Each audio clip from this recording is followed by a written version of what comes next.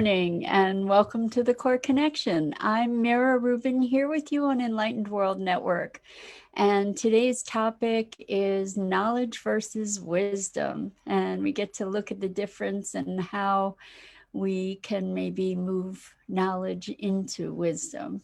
So before we get started, let's just take a minute or two to settle in and get present. Let's take a deep breath in through your nose.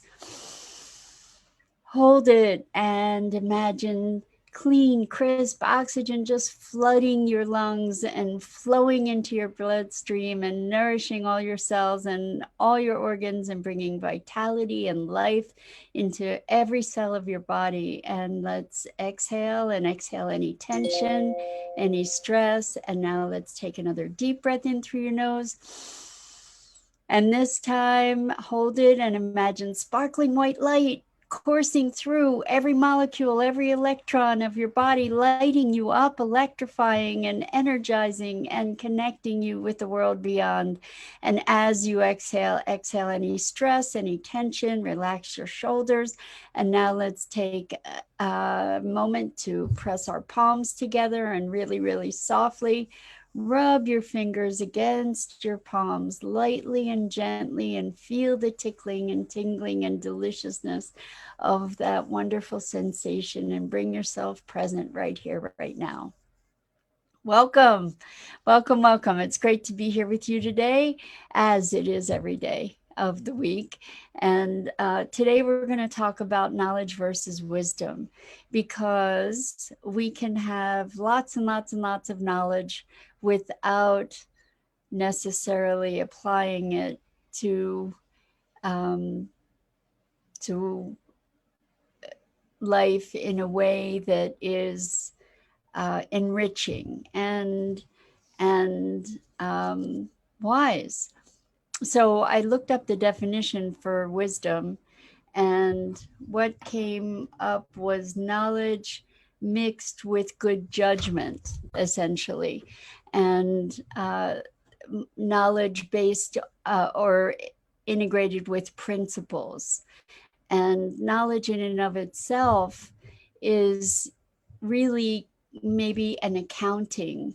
And also, a lot of what we believe we know, we don't, is not actually true. So wisdom, I found a quote actually that says, knowledge speaks, wisdom listens. And I think that that touches into the essential distinction between knowledge and wisdom, is that wisdom is more circumspect. Wisdom is a synthesis. It goes beyond fact or information to move into a realm of maybe application or perspective. And the key is synthesis.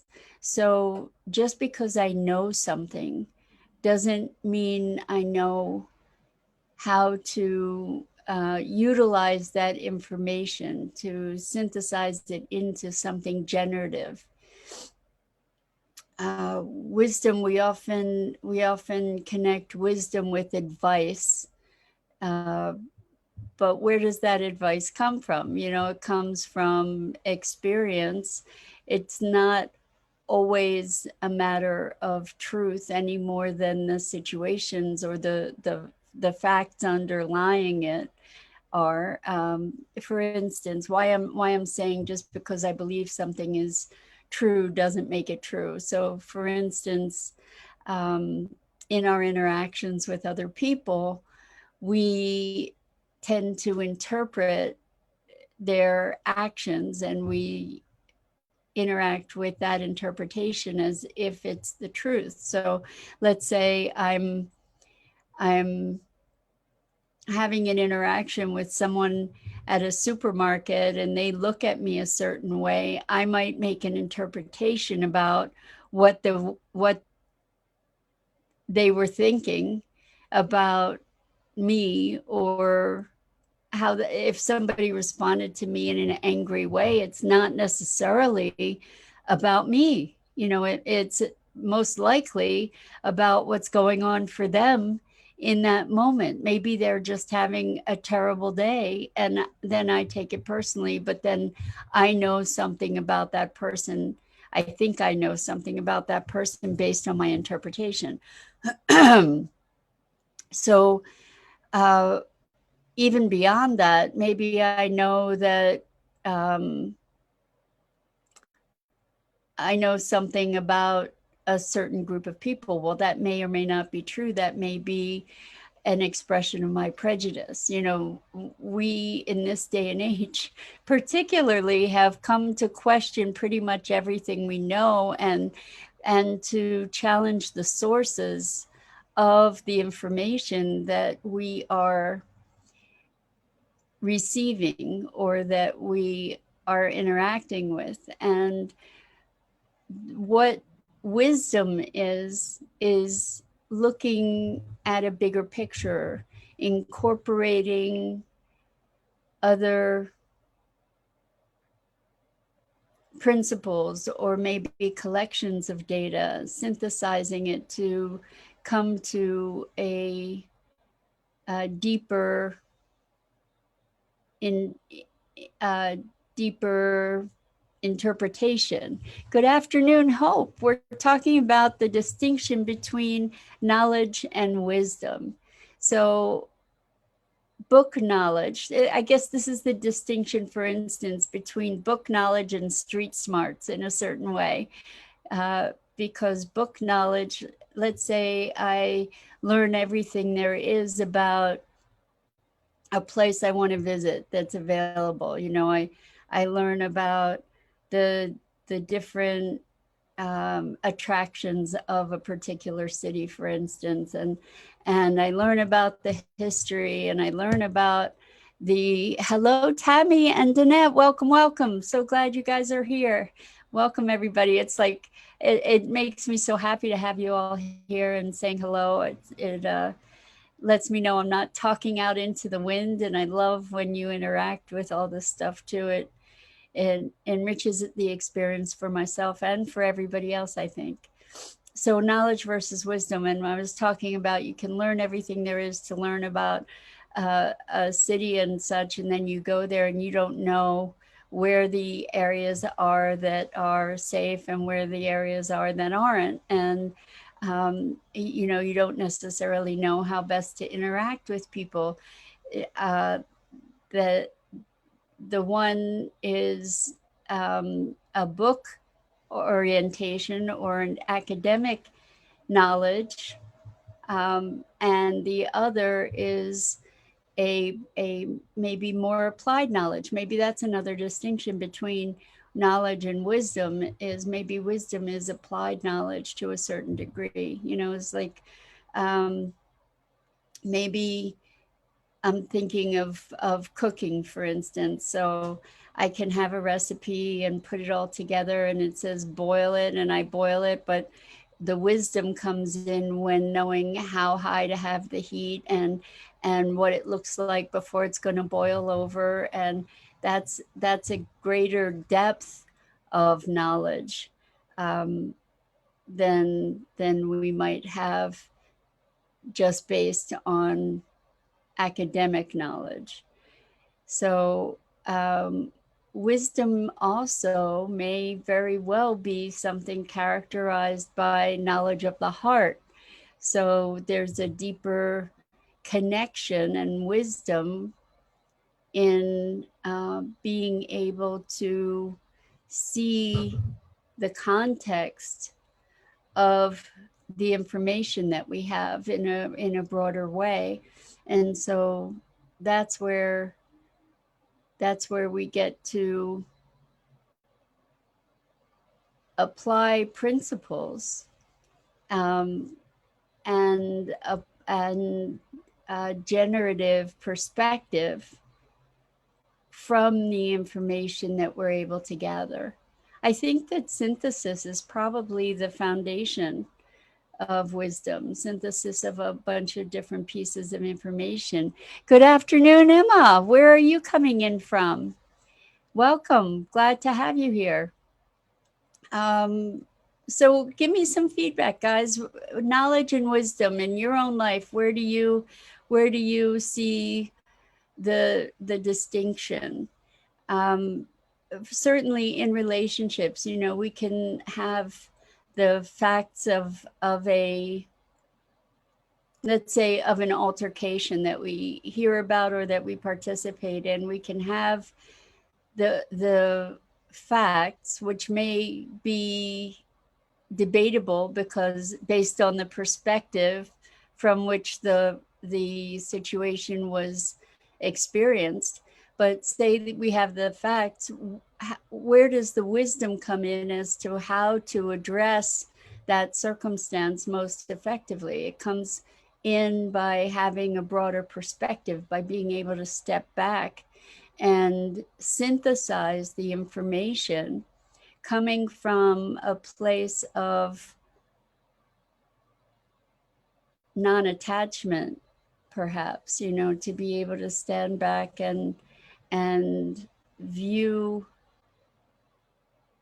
the situation from a holistic view, from like above, to see all the pieces and how they fit together and how they interact with each other to create a dynamic that then we get to discern. And wisdom is often based on experience. Now, if we this is a really important piece in the synthesis of knowledge into wisdom, is we get to learn lessons from our experiences. However, it's also possible to learn lessons that are not life affirming. Like we were talking about the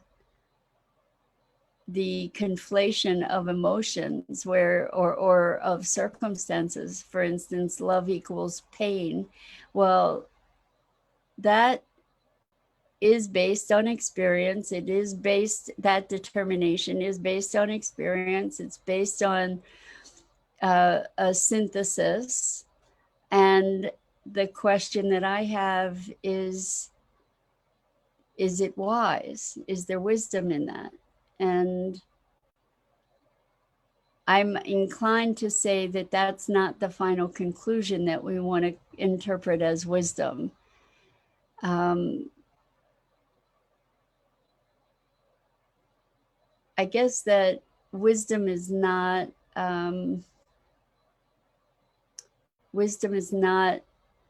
absolute, right? One person's wisdom is another person's misdirection, perhaps. So, maybe there would be wise counsel: steer clear of love, or your heart will get broken. And that's one person's interpretation, right? And it is a conflation of things. So how do we discern that the advice that we receive is actually coming from a place of wisdom? Maybe it is wise in some respect to say, if you don't want your heart broken, don't engage yourself in love. However, that's not the message that I would choose. That's not the wisdom that I would choose. So how do we discern what is wisdom? Do we call that wisdom or do we not? We've all been, I'm sure, at the receiving end of advice in all different categories of life, I'm sure. I'm wondering if you've received wisdom that has guided you well that has opened. I'm inclined to think that that wisdom is something that is going to be expansive in general rather than constrictive, but maybe that's just my personal evaluation. I'd love to hear your experiences of wisdom and people that have granted you broader perspectives. I think about it as broader perspectives. You know, maybe that's a criteria. Maybe wisdom is expansive rather than constrictive. And it's funny in digging into these questions, oftentimes the way that I think about these things becomes less clear than more clear. And I don't think that that's a deficit. I don't think that that's a problem. And maybe that is leading us to greater awareness ultimately. Having all the answers. So this is really interesting. There's a person in my life who for quite an extended period of time would start almost every interaction in a conversation by saying the answer is, and I wonder what it is, what's important about having all the answers. You know, for me, what's more important is asking questions, because asking questions is a generative thing. Having the answers is a fixed, static place to be. So we often seek answers for things. I think there's more opportunity in being in the question. So I have a client who recently said this, and I thought it was brilliant, is that in their process of growth, what they're doing is they're asking questions that are so vast of themselves that there's no way to be able to answer those questions. And so rather than allowing themselves to just fall into generating answers to these vast questions to try and solve the conundrum, they allow themselves to sort of sink into and expand into the experience of the vastness of the question. And as a result of that, it kind of, we talked yesterday about accessing intuition. These questions, these really vast generative questions, have the capability of expanding your field and connecting you with the broader field, where information might feed in ways that are unexpected. So not as answers, but as responses, and that we get to dance with. We dance with the question, we dance with the information that shows up. And if the question is vast enough, there are multitudes of answers. And then that opens up our opportunity for choice and creativity.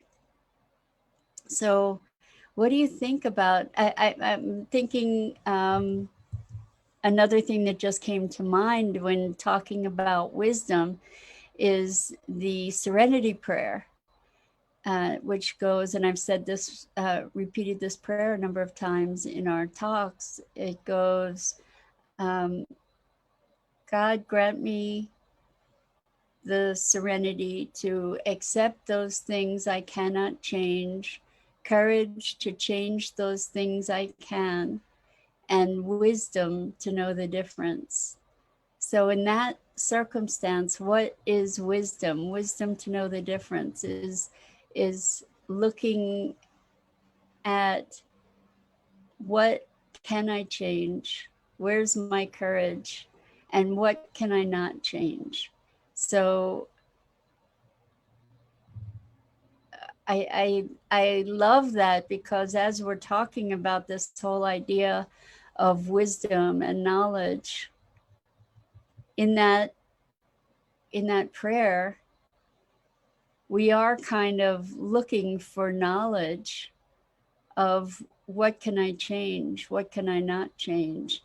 And the wisdom is the discernment that takes us beyond our perceived limitations, perhaps, to recognize that we can change our, if we can't change the circumstance, we can change our attitude toward that circumstance, which then changes the circumstance in its own way, right? It's kind of our conversation around pain and suffering. We can have pain without suffering. And we can have pain without suffering because we can allow ourselves to experience the pain as pain.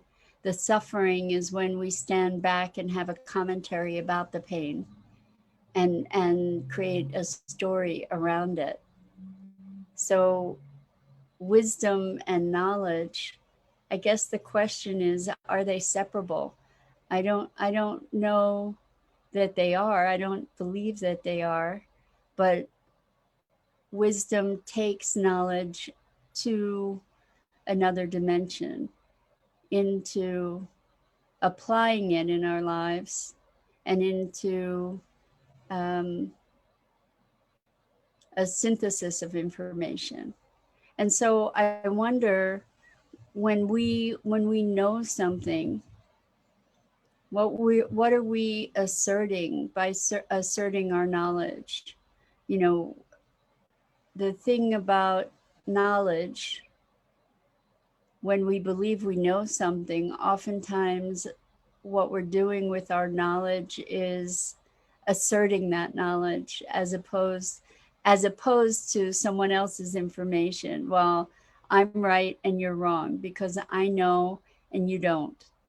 Or what I know is true and what you know is false, right? We take knowledge as oftentimes something to wield over others. And we also try to use that knowledge to, well, knowledge is a wonderful thing. I mean, it betters us in that it gives us more fodder for wisdom. It gives us information to be able to do something, to accomplish things.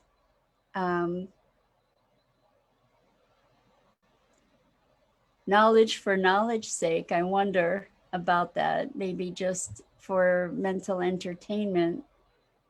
But wisdom, how do we achieve? We all have wisdom. How do we achieve that?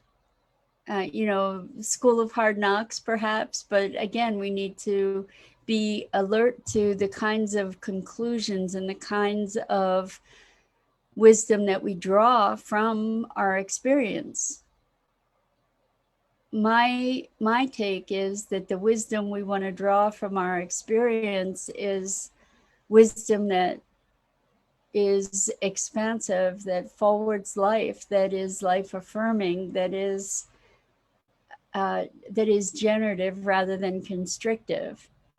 And we might consider it wisdom to say, hey, you know what? If you put your hand over the flame, it's going to get burned, right?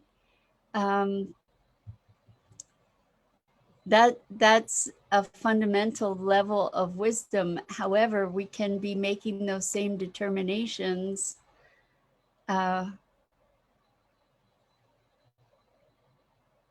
I'm just thinking of other scenarios where we could be putting our hand over a flame and it's a nurturing thing. Like if my hands are wet and freezing cold, maybe if I put my hand over a flame, I can warm my hands, right? The wisdom is how close to the flame before it becomes it transforms from a positive experience to a negative experience, right? So oftentimes the warnings and the wisdom that we are on the receiving end of conditions us into behaviors that are not necessarily life affirming. So not all wisdom is positive, I guess. Um, I suppose in all situations we want to consider the source, right? So what criteria do you use to discern what's true and what's not true, what's wise and what's not wise? And in asking that question, the answer that I'm seeing comes back for all of us to touching in to our heart, to the inner knowing. And it's so interesting to me, actually. I have, in some of my work with people, uh, I often, as part of the core connection process, I say, okay, well, how does that feel? And then I have people telling me, well, I think this, this, and this. And I say, yes, but how does it feel? And then they're still telling a story about it and rationalizing, and but how does it feel? And oftentimes with this sense of wisdom, particularly, we go into our thought. And really, what we've been talking about this week is the distinction between heart and mind in so many ways, and accessing our deepest intelligence, which is the intelligence of the quiet heart. And what I mean by the quiet heart is not the reactivity that we often interpret, but the deep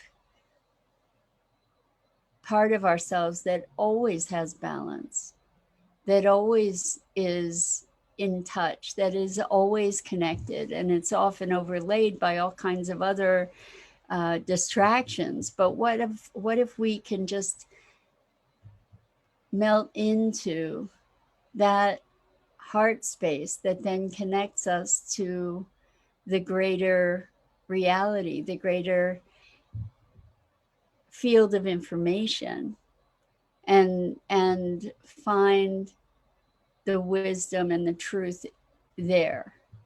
So this is a way, by touching into the heart, this is a way to presence ourselves to truth. And I guess it's an interesting question to say, what's the distinction between wisdom and truth? And that maybe there is such a thing as wisdom with a capital W. I'm not certain about that. And the same with truth. We have personal truths, and then there may be universal truths. And today's been a day of questions. So I don't know if you're going on these loop-de-loops with me, but welcome to my brain. Just sort of pondering these questions of distinctions and how we can know how to proceed in life, and how we can know what's true and what's not true. That's been a big question for me throughout my whole life, pretty much, is what's real and what's not real, what's true and what's not true. And so my attention goes to these things, especially when I have this forum to be able to share it with you. And I think it's worth considering. I really do, because in allowing ourselves to loosen our hold on the things we believe, there's more possibility available to us in terms of our capabilities, in terms of our capacities, in terms of